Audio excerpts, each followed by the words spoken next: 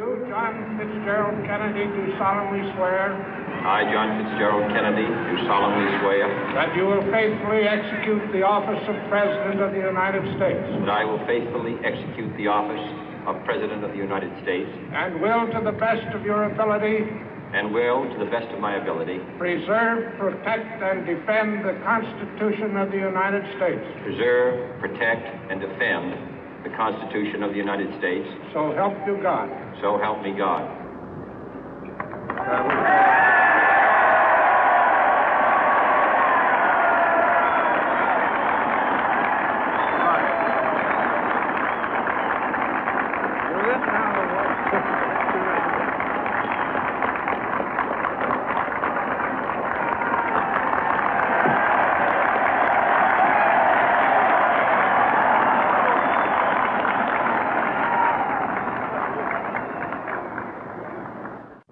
Vice President Johnson, Mr. Speaker, Mr. Chief Justice, President Eisenhower, Vice President Nixon, President Truman, Reverend clergy, fellow citizens. We observe today not a victory of party, but a celebration of freedom, symbolizing an end as well as a beginning, signifying renewal as well as change. For I have sworn before you and Almighty God the same solemn oath our forebears prescribed nearly a century and 3/4 ago. The world is very different now, for man holds in his mortal hands the power to abolish all forms of human poverty and all forms of human life. And yet the same revolutionary beliefs for which our forebears fought are still at issue around the globe. The belief that the rights of man come not from the generosity of the state, but from the hand of God. We dare not forget today that we are the heirs of that first revolution. Let the word go forth from this time and place to friend and foe alike that the torch has been passed to a new generation of Americans born in this century, tempered by war, disciplined by a hard and bitter peace, proud of our ancient heritage, and unwilling to witness or permit the slow undoing of those human rights to which this nation has always been committed and to which we are committed today at home and around the world.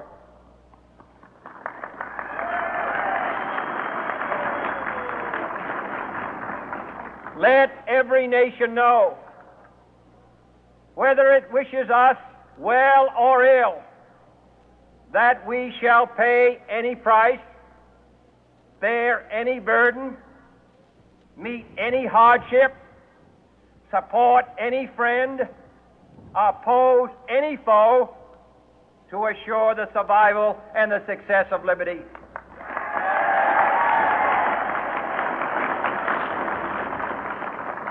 This much we pledge and more. To those old allies whose cultural and spiritual origins we share, we pledge the loyalty of faithful friends. United, there is little we cannot do in a host of cooperative ventures. Divided, there is little we can do, for we dare not meet a powerful challenge at odds and split asunder. To those new states whom we welcome to the ranks of the free, we pledge our word that one form of colonial control shall not have passed away merely to be replaced by a far more iron tyranny. We shall not always expect to find them supporting our view, but we shall always hope to find them strongly supporting their own freedom, and to remember that in the past, those who foolishly sought power by riding the back of the tiger ended up inside.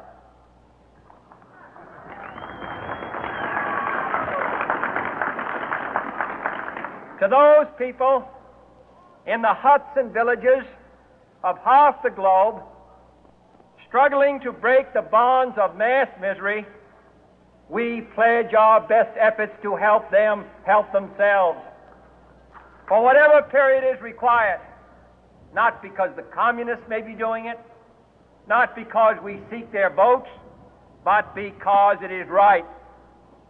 If a free society cannot help the many who are poor, it cannot save the few who are rich.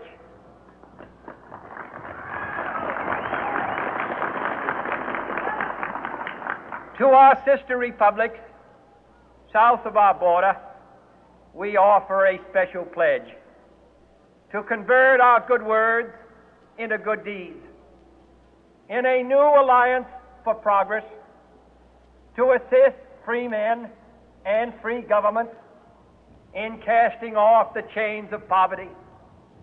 But this peaceful revolution of hope cannot become the prey of hostile powers. Let all our neighbors know that we shall join with them to oppose aggression or subversion anywhere in the Americas. And let every other power know that this hemisphere intends to remain the master of its own house.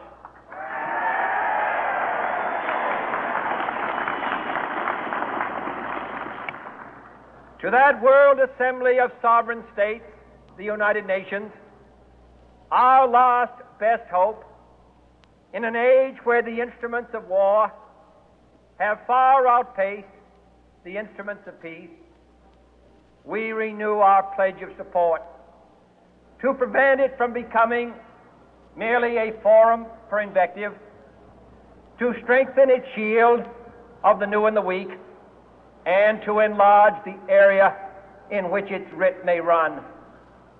Finally, to those nations who would make themselves our adversary, we offer not a pledge, but a request that both sides begin anew the quest for peace. Before the dark powers of destruction, unleashed by science, engulf all humanity in planned or accidental self-destruction, we dare not tempt them with weakness, for only when our arms are sufficient beyond doubt can we be certain beyond doubt that they will never be employed. But neither can two great and powerful groups of nations take comfort from our present course, both sides overburdened by the cost of modern weapons, both rightly alarmed by the steady spread of the deadly atom, yet both racing to alter that uncertain balance of terror that stays the hand of mankind's final war. So let us begin anew, remembering on both sides that civility is not a sign of weakness, and sincerity is always subject to proof. Let us never negotiate out of fear, but let us never fear to negotiate.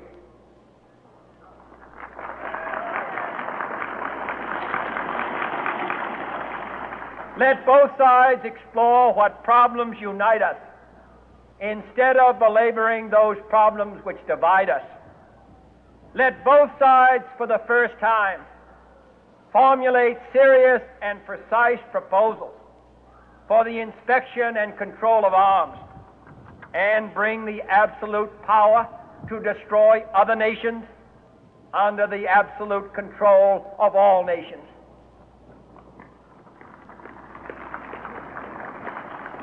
Let both sides seek to invoke the wonders of science instead of its terrors. Together, let us explore the stars, conquer the deserts, eradicate disease, tap the ocean depths, and encourage the arts and commerce. Let both sides unite to heed in all corners of the earth the command of Isaiah to undo the heavy burden and let the oppressed go free. And if a beachhead of cooperation may push back the jungle of suspicion, let both sides join in creating a new endeavor, not a new balance of power, but a new world of law, where the strong are just and the weak secure and the peace preserved. All this will not be finished in the first 100 days, nor will it be finished in the first 1,000 days, nor in the life of this administration, nor even perhaps in our lifetime on this planet. But let us begin.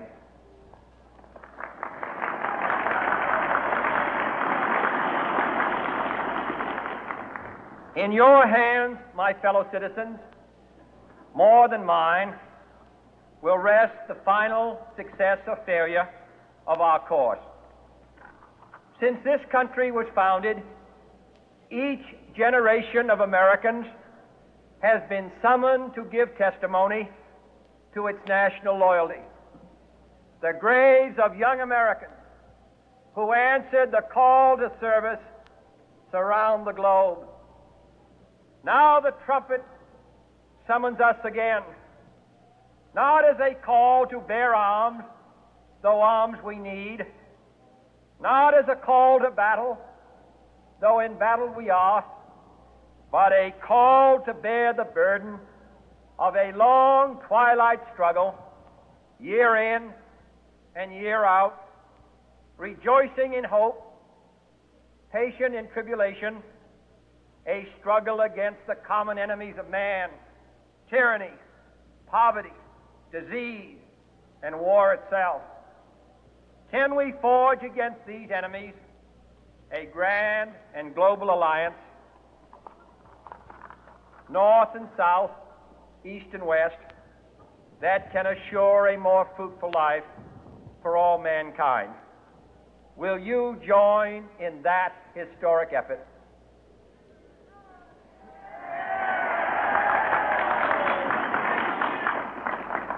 In the long history of the world, only a few generations have been granted the role of defending freedom in its hour of maximum danger. I do not shrink from this responsibility. I welcome it.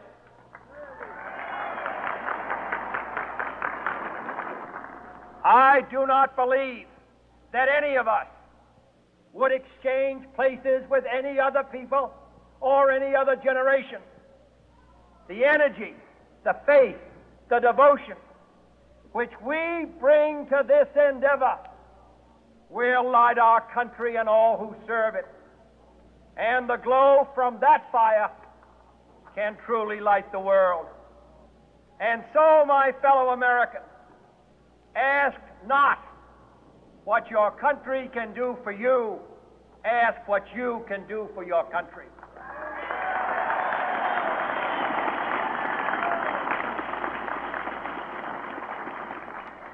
My fellow citizens of the world, ask not what America will do for you, but what together we can do for the freedom of man.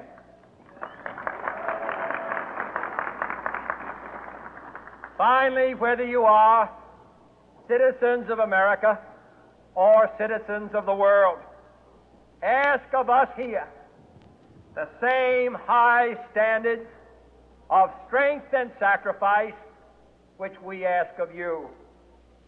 With a good conscience, our only sure reward, with history the final judge of our deeds, let us go forth to lead the land we love, asking His blessing and His help, but knowing that here on earth God's work must truly be our own.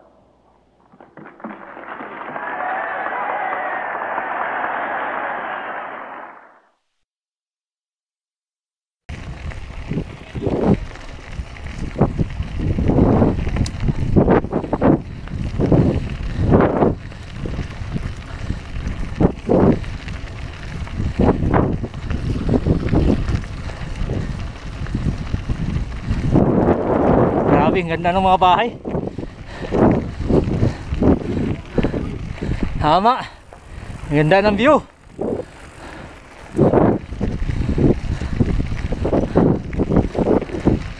Bagong bahay talaga.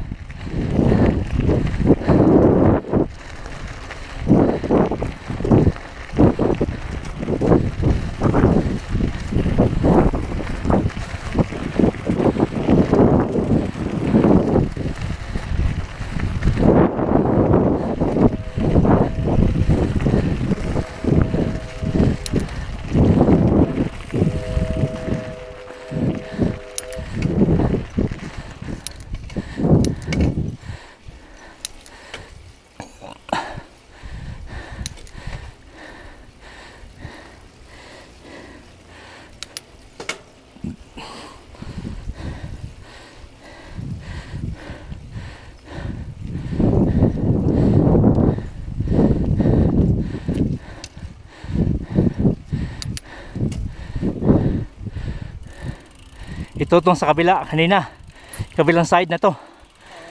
Ayos ah.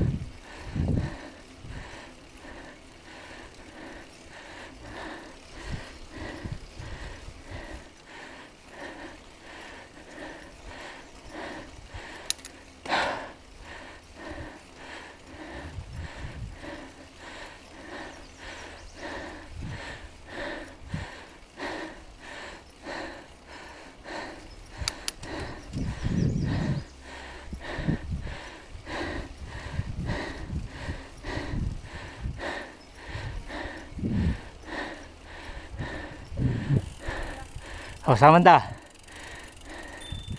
Dito. Ayasa.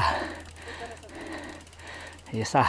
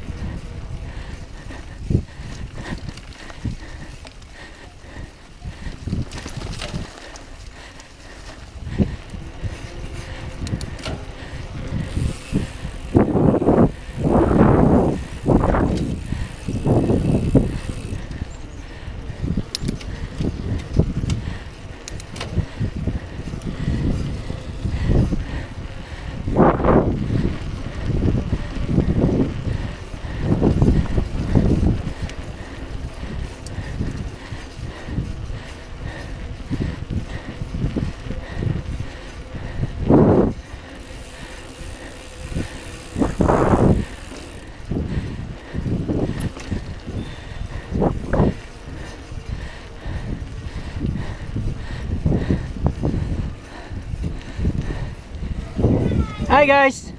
Hi.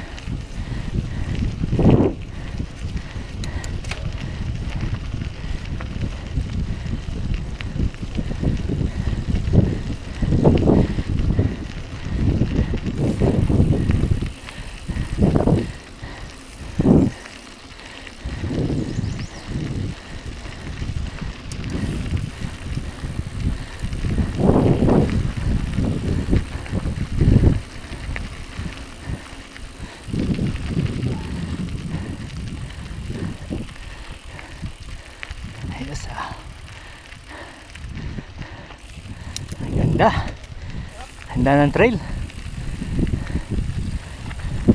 Alam lahat ni Marka. Alam mo lahat, Marka. Ano ko, yung change gear ko. Ang dami.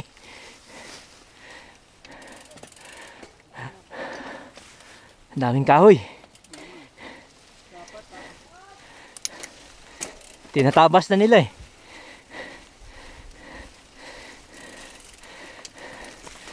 Haraan din itong terwiliger ah.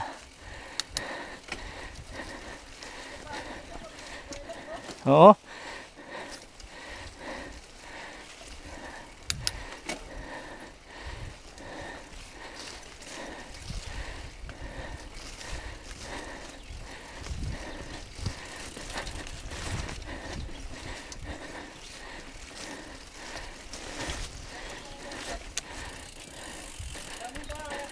Anil?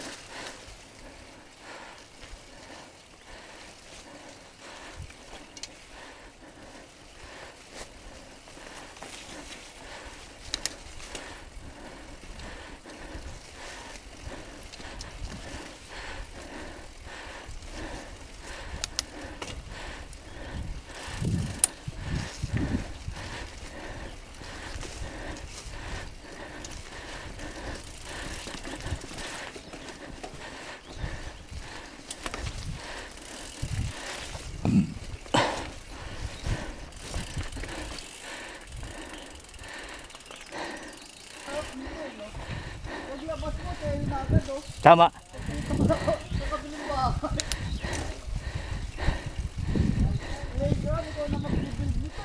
Oh.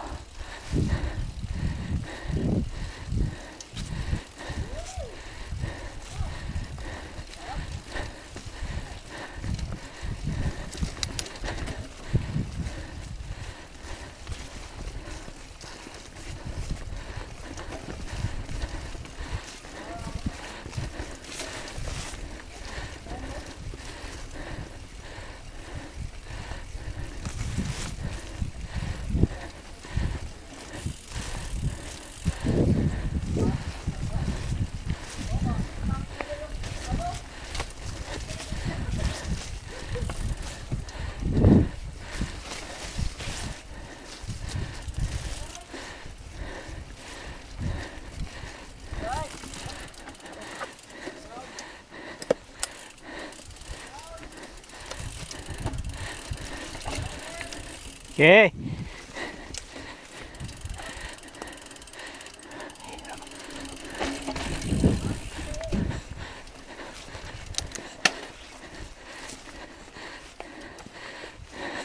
Uy, tindi to.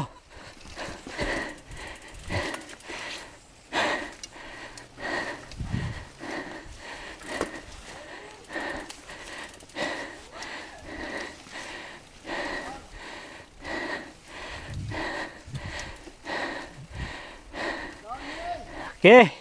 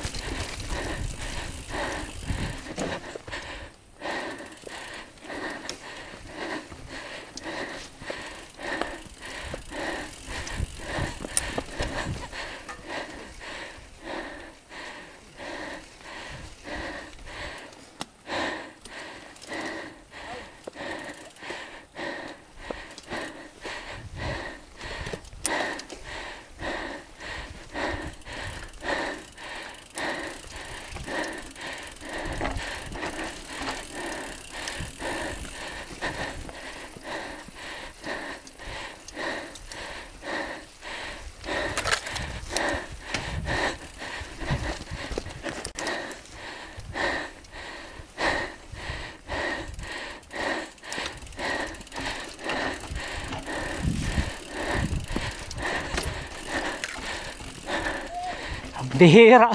Hindi na. Akyat lahat.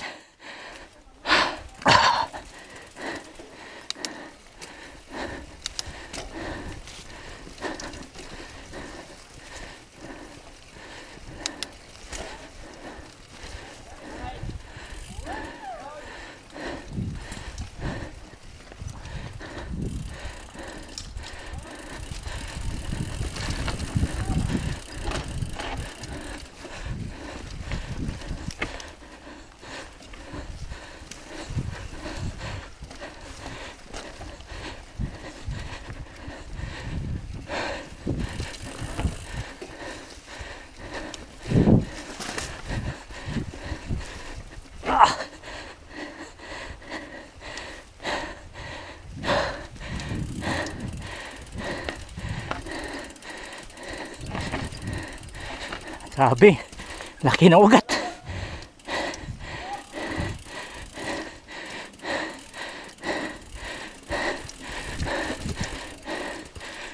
Ha!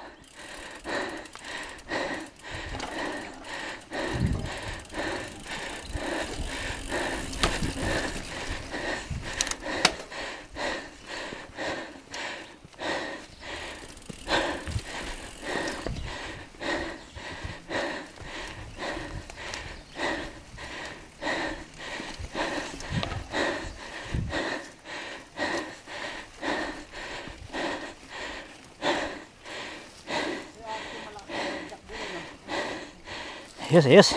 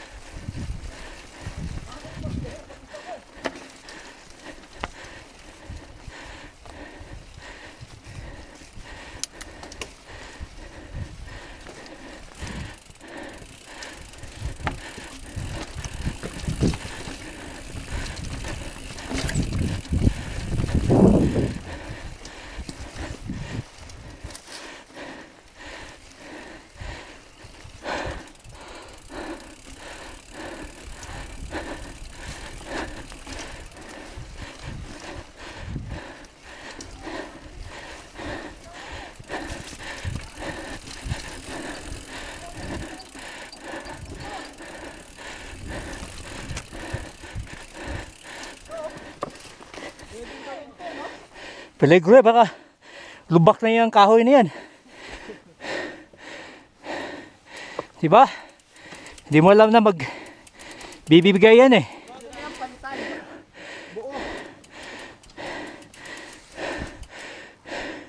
Peligro oh. Oo.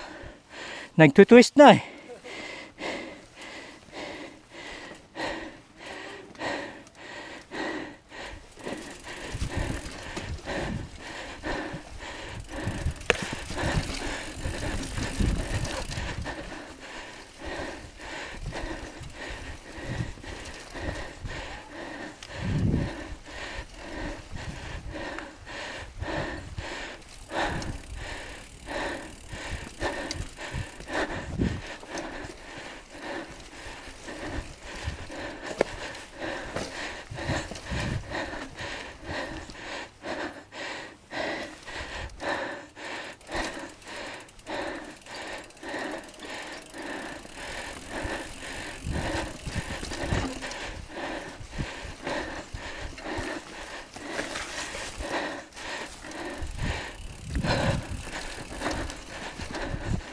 Grabe. Grabe yung roots.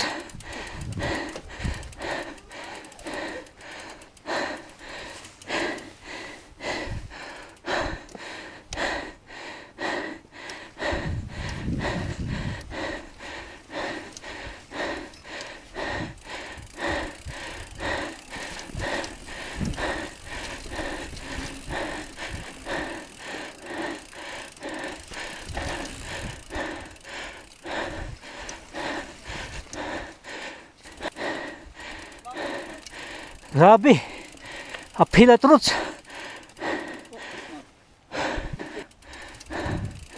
Grabe ang trails dito. Grabe ang trails.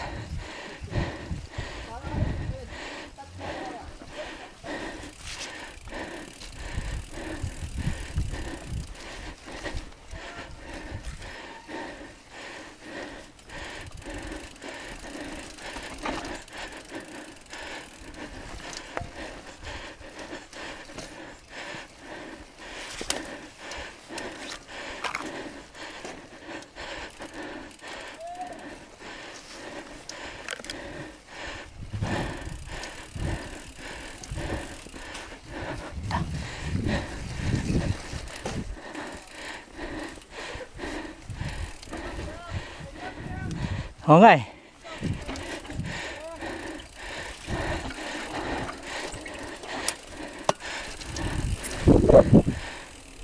Matindi dun. Sa winter lang magagamit eh.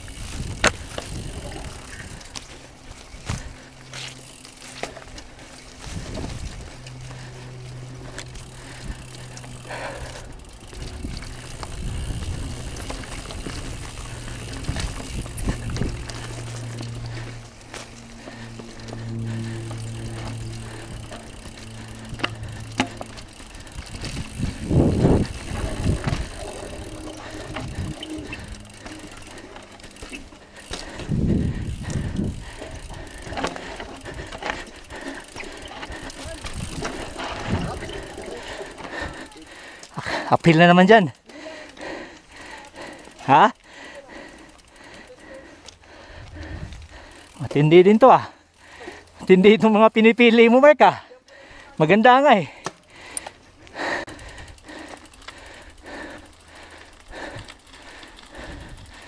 Tingnan oh.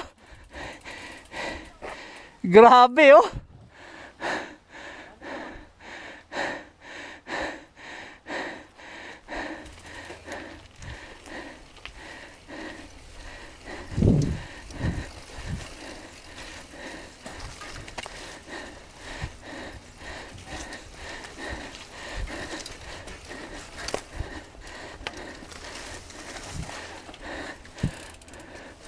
This way.